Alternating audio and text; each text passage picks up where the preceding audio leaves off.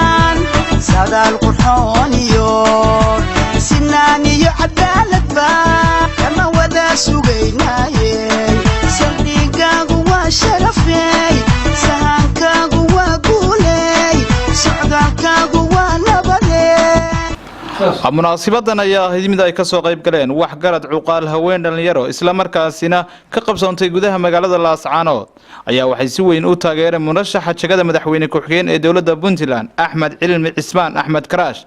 waxaana munaasabadani ahayd mid si heer sare loo soo agaasimay shacabka gobolka Sool taageero weyn u muujiyeen Axmed Cilmi Cismaan Axmed Karaash oo hore u ahaa wasiirka duulistii hawada iyo garoomada Puntland dhalinyarada wax garad haween halkaasi ka hadlay ayaa ka codsaday xildhibaanada Puntland inay codkooda siiyaan murashax Axmed Cilmi Cismaan Axmed Karaash waxayna sheegeen inuu yahay mas'uul jagadaasi u qalma taageerayno Axmed Cilmi Cismaan Axmed Karaash sanadka isagoo taagan 2019 musharaxnimada madaxweyne ku-xigeen ee maamulka Puntland waxaanu ugu hambalyeynaa maadaama isu soo taagay Axmed Cilmi Cismaan jagadan oo in badan ku banaanayd gobolada Sool Sanaag Cayn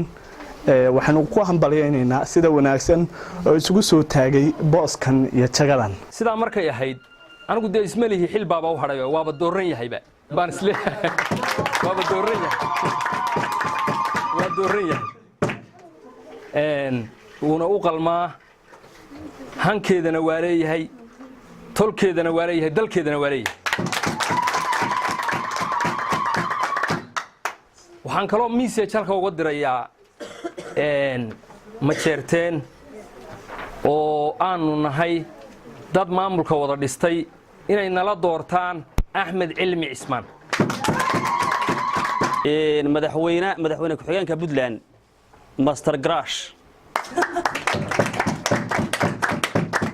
Axmed Cismaan Cilmi waxa weeyaan waa nin reer Mareykan waxaan u maleynayaa dalkan umuu imaan inuu lacag ka sameeyo ama uu darajo ka helo wuxuu u yimi dalkan la haysto ee Sool Sanaag Cayn inuu xoreeyo oo ka dulqaado cadawga haysta ee gaamuray wuxuu geed hoosti u jiifsaday oo ay injiri ugu gashay inuu dalkan xoreeyo ilaahayna uu la qabto waxaan leeyahay harti waxaan u jeedinayaa hartiyow dhulkii waa laydinka haystaa barhkii waxaa laydinka doonaya inaad soo celisaan ninkii soo celin lahaana waa Axmed Karaash wasiirka hore wasiirkii duulistii hawada garoomada Puntland hadeerna u sharaxay madaxweyne ku-xigeenka Puntland 2019 Axmed Cilmi Cismaan Axmed Karaash waxaad moodaa baasu inay de hore u dhaqaaqala ah maanta deena adag u baahatay waa la ogaa Axmed Karaash wax qabadaysi inuu gacan dar oo 10 kilomitir gobolka Sool u jirta uu ka soo garaacay gobolka hadeerna wuxuu soo qaban doonaa gobollo badan oo maqan oo Puntland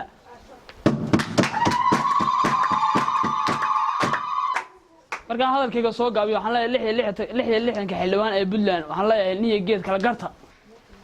madaxweyne ku-xigeenka Axmed Cilmi Cismaan Axmed Karaash waan taageeraynaa waxaan meesha isugu nimadeeyay taageerno 66 xildhibaanna waxaan ku codsanaynaa inay isaga ay foodka siiyaan waayo waa nin u qalma oo macnaha arrintaa mutaystay oo dadaalkeeda leh waxaana kala jeclaysiisay silaca aanu ku jirno iyo sool ninkii naga soo reebi lahaa Axmed Mooyane aan mid kala jirin taamarkan ka soo gudbo waa la og yahay markuu madaxweynaha ka ahaa Khaatumo dhulbahantaa doortay Axmed markuu arkay Khaatumo inay khiyaamo ku jirto Soomaalidu waxay ku maahmaahdaa haddii laba bahal bidhiidhow ka isugu beegdo hadba kii bahnimo ku xigaa la isu biriyaa Puntland buu uga beeray markuu arkay inay khiyaamo ku jirto salaanka bacdi waxaan halkan tahniyad uga diraynaa Axmed Cilmi Cismaan Axmed Garaash saabka waxaan leenahay cid wax ku fari mayso cid wax ku faraysaa ma jirto taa waxaan ku leeyahay dadka u dhashay gobolka Sool gaar ahaan gobolada Sool Sanaag iyo Cayn waa loo kal shaarad ka dhigtay soo cad garatay maaha dadku sidii ay kugu baahan yihiin sidii bayna ku sugayaan aad bayna kugu baahan yihiin dadka degan Cayn meesha la yiraahdo Xudun Orbogays dib qarax fiqiga xeergaabo meel kasta gacmo furan bay kugu soo dhaweynayaan gabagabadii waxay halkaasi ku soo bandhigeen ciyaaraha hidaha iyo dhaqanka iyo sidoo kale buraanburo iyo gabayo ay ku taageerayaan murashax Axmed Cilmi Cismaan Axmed Karaash Axmed guulahay sawali gagadaal hamarin Axmed guulahay sawali gagadaal hamarin caleemu ka hamata tan cishiga kayimi Allah cadow ku tashaday yuusan talada helin shisheeye marka hadladood ay shiriica qabo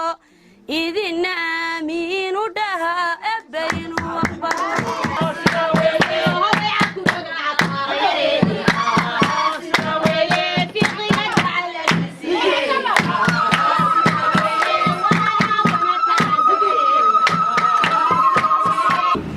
محمود هذا نسخر محمود قري سمني TV لا سعنود